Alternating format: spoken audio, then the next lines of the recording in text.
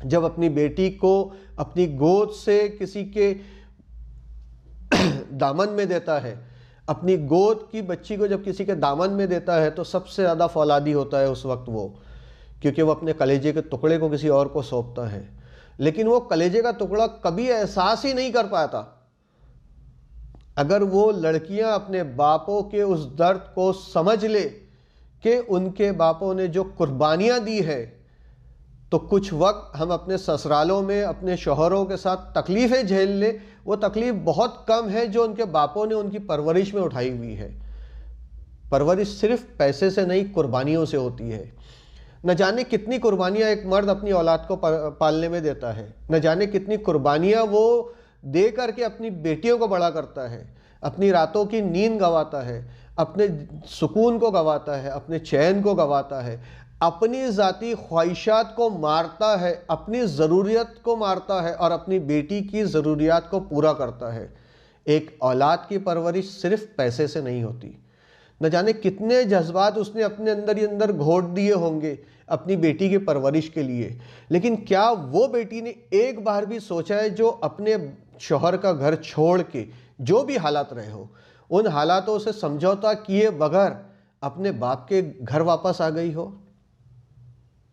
एक बार भी सोचा है? बहुत संजीदगी के साथ सोचिए। हर उस बेटी से मेरी दरख्वास्त है जो अपने शौहरों का घर छोड़ के अपने बापों के घर आई है। मैं उसके असरात आपको बताते चलूँ।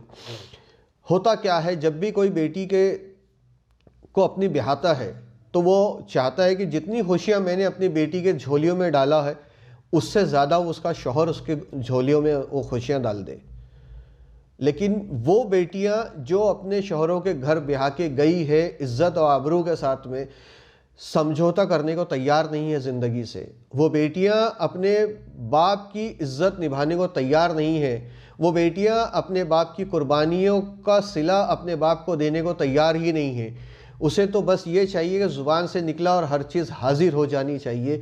वो वैसा ही समझती है कि जैसे मैंने अब्बा के सामने कहा कि अब्बा मुझे फ़ला चीज़ चाहिए, अब्बा ने लाके दे दिए, तो रिश्ता वैसा ही है कि जो रिश्ते में शौहर के सामने बोलूँ और वो हाजिर कर दे। मेरे अम्मी ने मेरे लिए जो किया है वो मेरे ससुराल में भी मुझे हासिल हो जाए। वो अपने ज़िंदगी को समझौते में ढालना ही नहीं चाहती है। यही वजह है आज जो मुसलमानों में ज़्यादातर तलाक क्वालिफाइड तबके में हो रहे हैं, वो सिर्फ ईगो के चलते हो रहे हैं, हायर एजुकेशन की घमंड में हो रहे हैं।